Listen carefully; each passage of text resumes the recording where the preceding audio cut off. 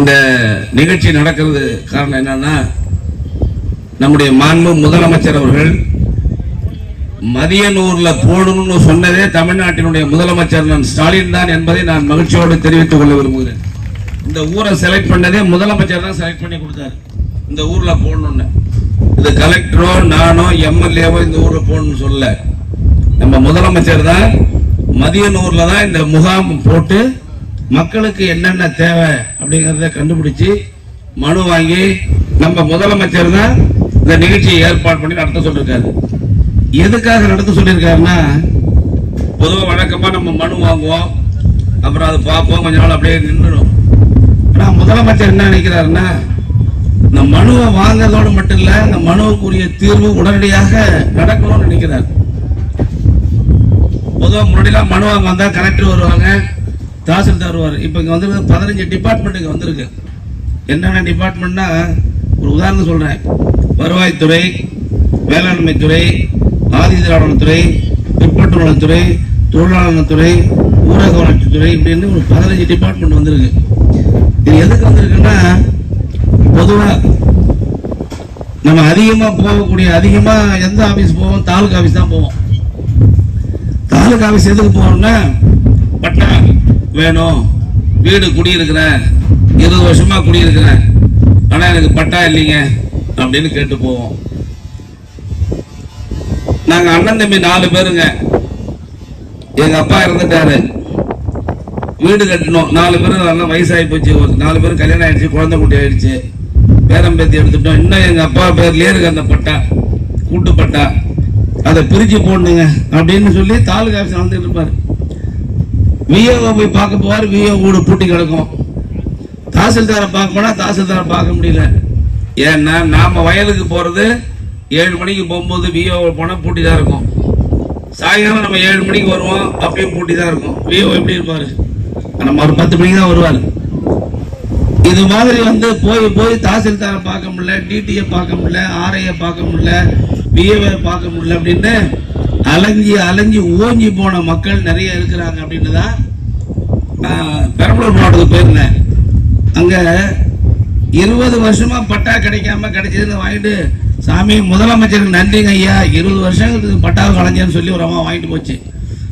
அது மாதிரி நிறைய பேர் இன்னும் விவரம் தெரியாம, வழி தெரியாம இன்னும் பட்டா வாங்காம இருக்காங்க.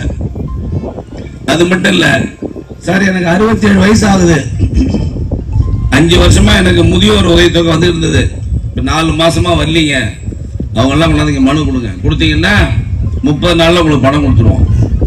யாருக்கெல்லாம் நான் 50 வருஷமா இந்த ஊர்ல குடியிருக்கேங்க, பட்டாவும் வாங்கிட்டேன், ஆனா அந்த பட்டாவை கொண்டு கொடுத்தா செல்லுன்னு சொல்றாங்க, கம்ப்யூட்டர்ல ஏத்தலாங்கிறாங்க, அதை ஏத்தி கொடுப்போம்.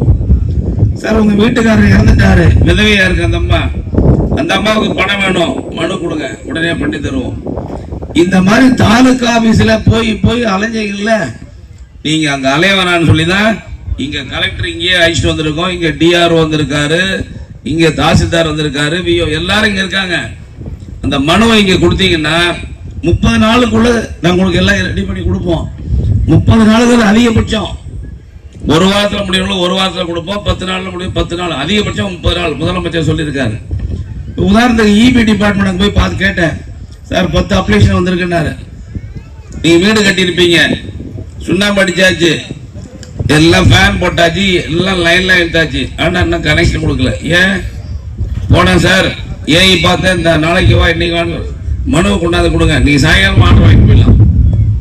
அவங்கள கேட்டேன், எப்ப சார்? சார் இன்னைக்கே கொடுத்துட்றோம் சார். இதுதான் தளபதி மு.க. ஸ்டாலின் ஆட்சி. இன்னைக்கு கொடுத்தா நாளைக்கு உங்களுக்கு ஆர்டர் கொடுக்க சொல்லுவோம். அதுக்காக தான் வந்திருக்கேன் நான்.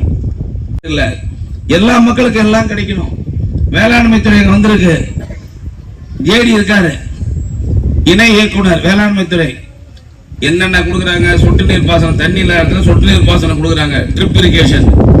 அதெல்லாம் எடுத்துட்டு போய் யாருக்கு ஒருத்தரே வாங்கிட்டு இருப்பாரு 10 வருஷமா. அவர் வாங்குவாரு, அவங்க மருமகன் வாங்குவாரு, அவங்க சித்தம் வாங்குவாரு, அவங்க தெரிஞ்சவங்க பூரா அவங்களே வாங்கிட்டு இருப்பாங்க. மம்பட்டி கொடுக்குறாங்க, கடப்பாறை கொடுக்குறாங்க, நெல்லு கொடுக்குறாங்க, விதை கொடுக்குறாங்க, பூச்சி மருந்து கொடுக்குறாங்க, தெளிப்பான் கொடுக்குறாங்க. எல்லாருக்கும் கிடைக்கணும். கடை ஓடியில் இருக்கிற ராமசாமி, குப்புசாமி, அவனுக்கு கிடைக்கணும். அதுக்காக தான் இந்த திட்டம். இங்க கூட மனு கொடுங்க, வேளாண்மை அந்த பக்கம் பாருங்க, அந்த ஸ்கிரீன் போட்டு எல்லாம் உட்காந்துருக்காங்க. நீங்க பாட்டு மீட்டிங் முடிஞ்சோன்னு நீங்க பாட்டு போயிடாதீங்க, எல்லாம் அந்த மனு கொடுக்கணும். ஆதி திராவிட நலத்துறை தாழ்த்தப்பட்ட மக்கள். சார் என் பையன் படிச்சுட்டான், மேல் படிப்பு படிக்க வைக்க முடியலைங்க, கவலைப்படாதீங்க. தமிழ்நாட்டுடைய முதலமைச்சர் உயர்கல்வி படிக்கிறது பணம் கொடுக்கிறாரு, வெளிநாட்டில் போய் படிக்கிறதுக்கு பணம் கொடுக்கிறாரு சார். 35 லட்சம் ரூபாய் ஒரு மாணவன் வெளிநாட்டில் போய் தாழ்த்தப்பட்ட வகுப்பை சார்ந்தவர், ஆதிர வகுப்பை சார்ந்த ஒருத்தர் வெளிநாட்டில் போய் படிக்கணும்னா 35 லட்சம் ரூபாய் இலவசமா கொடுக்கிறாரு, வாங்கி படிக்கலாம் சார். அது படிச்சா போதுமா? எல்லாரும் பெரிய பெரிய ஆளா இருக்காங்க, கார் வாங்கியிருக்காங்க, ட்ரக் வாங்கியிருக்காங்க, லாரி வாங்கியிருக்காங்க. நான் ஒரு கான்ட்ராக்ட் எடுக்கலாம் வாங்க. அதான் போய் கேட்டாங்க என்ன இருக்குன்னு. அம்பேத்கர் தொழில் முனைவோர் திட்டம் இருக்கு, 1 கோடி ரூபாய் 100 லட்சம் ரூபாய் வரலையும் மானியம் கொடுக்குறாங்க, இலவசமா, திரும்பி கட்ட வேண்டியதில்லை. எங்க மனு அங்க இருக்கு, போய் வாங்கிக்கிங்க. ஆதி திராவிட துறை பல்வேறு திட்டங்கள் இருக்கு, மானிய திட்டம். அதுக்கு தான் இந்த அலுவலகம் வந்திருக்காங்க. 25, 26 பணம் ஒதுக்கியாச்சு சார். நிலம் வாங்கிறதுக்கு பணம் இல்ல, அரசாங்கம் கொடுக்குது 5 லட்சம் ரூபாய். எனக்கு ஒரு கால் சென்ட் கூட சொந்த நிலம் இல்லைங்கன்னா 5 லட்சம் ரூபாய் இலவசமா கொடுக்குறாங்க. அந்த பணத்தை வாங்கி நீங்க நிலம் வாங்கலாம் இலவசமா சார். இது இருக்கு தொழிலாளர் துறை, நான் அமைச்சரக துறை. அந்த துறை நீங்க மெம்பர் ஆனீங்கன்னா கல்யாணத்துக்கு பணம் கொடுக்குறோம், குழந்தை பிறந்தா பணம் கொடுக்குறோம், படிக்கிறதுக்கு பணம் கொடுக்குறோம் சார். கட்டடத்தில் வேலை செய்யறோம், திடீர்னு கீழே வந்து இறந்துட்டான்னா 5 லட்சம் ரூபாய் கொடுக்குறோம். இப்ப நம்ம முதலமைச்சர் அந்த 5 லட்சம் 8 லட்சமா கொடுக்க சொல்லியிருக்காரு. முன்னாடிலாம் ஒரு 5 வருஷம் முடியல அப்படின்னா ஒரு கட்டடத்துல ஒருத்தர் விழுந்துட்டான்னு வச்சுங்க, அந்த பணத்தை வாங்குறது 5 வருஷம் 6 வருஷம். நம்ம முதலமைச்சர் வந்த பிறகு இன்னைக்கு இந்த தொழிலாளி இறந்துட்டா 48 மணி நேரத்தில் 2 நாட்களில் அந்த குடும்பத்திற்கு தேவையான அனைத்து பணத்தையும் உடனே கொடுக்கறதுக்கு ஏற்பாடு செய்யக்கூடிய ஆட்சி தான் நம்முடைய அண்ணன் தளபதி மு.க. ஸ்டாலின் ஆட்சி. இப்படி சொல்லிக்கிட்டே போலாம் எல்லா விஷயங்களையும். இன்னொன்னு சொல்றேன், வந்திருக்கிற தாய்மாரெல்லாம் வந்திருக்கீங்க. நம்ம என்ன நினைப்போம், நம்ம பிள்ளைங்க நல்லா படிக்கணும்னு நினைப்போம். இங்க நம்ம பிரசாந்த் IAS உட்கார்ந்திருக்காரு, அவர் கேரளா. தமிழ்நாட்டுடைய முதலமைச்சர் சொல்லியிருக்காரு, நம்ம என்ன நினைப்போம், எந்த குழந்தையும் நல்ல குழந்தை தான் மண்ணில் பிறக்கையிலே, அது நல்லவராவதும் தீயவராவதும் அன்னை வளர்ப்பதிலே. ஒவ்வொரு குழந்தையும் நம்ம பெற்றிருக்கோம், எல்லா குழந்தையும் என்ன பண்ணணும், நல்லா வளர்க்கணும், அன்பா வளர்க்கணும், ஆசையா வளர்க்கணும், ஒழுக்கமா வளர்க்கணும், பணிவா வளர்க்கணும், அடக்கமா வளர்க்கணும், நல்லா படிக்க வைக்கணும். பிரசாத் அவர் கேரளா வந்து படிச்சு வந்து நம்ம ஊர்ல கலெக்டரா இருக்காரு. நம்ம புள்ள கலெக்டர் ஆகணுமா? நம்ம புள்ள கலெக்டர் ஆகணும், நம்ம குழந்தை கலெக்டர் ஆகணும், SP ஆகணும், ஜட்ஜ் ஆகணும், வக்கீல் ஆகணும், டாக்டர் ஆகணும், இன்ஜினியர் ஆகணும். எப்படி ஆக முடியும்? நம்ம குழந்தைகளை நல்லா படிக்க வைக்கணும், அக்கறை காட்டணும். நம்ம ஊரு கதை, நம்ம கதையை போய் பிள்ளைகிட்ட சொல்லக்கூடாது. உங்க அப்பன மாதிரியே குரு சுத்தாதரா, குறுக்கி பயல் ஆயிடாது அப்படின்னு சொல்லக்கூடாது. என்ன சொல்லணும், நல்லா படிப்ப, டாக்டர் ஆவ, இன்ஜினியர் ஆவ, ஜட்ஜ் ஆகணும். குழந்தைகள்கிட்ட நல்ல எண்ணங்களை வளர்க்கணும். அதுக்குத்தான் நம்ம தமிழ்நாட்டினுடைய முதலமைச்சர் திட்டம் கொண்டு வந்திருக்காரு. எல்லா பெண்களும் படிக்கணுங்கிறதுக்காக தான் புதுமை பெண் திட்டம் கொண்டு வந்து மாதம் 1000 கொடுத்து பிள்ளைங்களை படிக்க வச்சிருக்காரு நம்ம முதலமைச்சர். தம்பிகளை படிக்கிறதுக்கு 1000 ரூபாய் கொடுத்து படிக்க வைக்கிறார். இவங்கெல்லாம் எதிர்காலத்தில் பெரிய ஆளா வரணும். இதெல்லாம் நீங்க பயன்படுத்திக்கணும். மாசம் 1000 ரூபாய் கொடுக்கிறாரு உங்களுக்கு. கலைஞர் மகளிர் உரிமை தொகை ஓட்டு போடுங்க, அதுக்காக கொடுக்கிறாரு. நீங்க தான் ஓட்டு போட்டு ஜெயிக்க வச்சு தமிழ்நாட்டுடைய முதலமைச்சரா கோட்டையில் உட்கார வச்சுட்டீங்க. அந்த நன்றி உணர்வோடு தான் அவங்க செஞ்சுக்கிட்டு இருக்காரு. அது நிறைய பேர் விடுபட்டு போயிருக்கு. அதெல்லாம் முகாம் வச்சு ஜூன் மாதம் எல்லாருக்கும் கொடுக்கறதுக்கு ஏற்பாடு பண்ணியிருக்காங்க. அந்த முகாமில் கொண்டு போய் நீங்க மனுக்கள் எல்லாம் கொடுத்துட்டீங்கன்னா எல்லாருக்கும் வந்துடும். யாருக்கு வராது? விஓவுக்கு வராது, வாதியாருக்கு வராது, இபில வேலை செய்யறதுக்கு வராது, போலீஸுக்கு வராது, பிரசிடென்ட்டுக்கு வராது, சேர்மனுக்கு வராது, கவுன்சிலருக்கு வராது, எம்எல்ஏக்கு வராது. ஆனா விவசாய வேலை செய்கிற எல்லாருக்கும் வந்துடும் பணம். ஆக இப்படி சிறப்பான ஒரு ஆட்சி நடத்திட்டு இருக்கார் நம்முடைய முதலமைச்சர் அவர்கள். ஆக நம்முடைய மாவட்ட ஆட்சித்தலைவருக்கும் டிஆர்ஓக்கு நான் சொல்லிக் கொள்வேன், விரைவாக பணிகள் நடைபெற வேண்டும். மனுக்களை வாங்கி அது வந்தாங்க, மந்திரி பேசினாரு, 1 மாசம் ஆச்சு ஒன்றும் நடக்கணும்னு சொல்லக்கூடாது.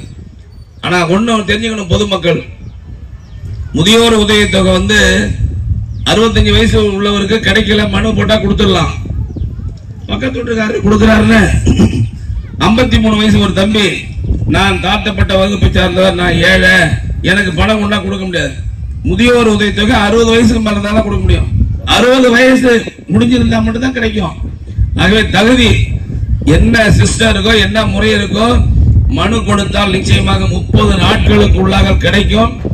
அது மட்டும் இல்ல, இன்னைக்கு கொடுத்தா சில விஷயங்கள் இன்னைக்கே நடக்கும், ஒரு வாரத்தில் நடக்கும். நீங்க நிறைய பெண்கள்லாம் நிறைய லோன் வாங்கணும். பால் மாட்டுக்கு லோன் கொடுக்கிறோம். 50 சென்ட் நிலம் தான் போதும், 50 சென்ட் நிலம் தான் போதும். 2 மாடு வாங்கினா போதும். நம்ம ஊர் இருக்க மாடு 2-3 லிட்டர் கறக்கும். வெளியில போய் வாங்கிட்டு வந்தீங்கன்னா ஒரு மாடு 10 லிட்டர் பால் கறக்கும். 2 மாடு தான் ஒரு குடும்பத்தை காப்பாற்ற முடியும். ஆகவே இதையெல்லாம் நீங்கள் பயன்படுத்திக் கொள்ள வேண்டும் என்று நான் அன்போடு கேட்டுக்கொண்டு, நீங்கள் எல்லாரும் அந்தந்த துறையில போயிட்டு மனுவை கொடுத்து அதற்குரிய ரசீதை பெற்றுக்கொண்டு 30 நாட்களுக்குள்ளாக பயனடைய வேண்டும் என்று அன்போடு கேட்டு விடைபெற்றுக் கொள்கிறேன். நன்றி, வணக்கம்.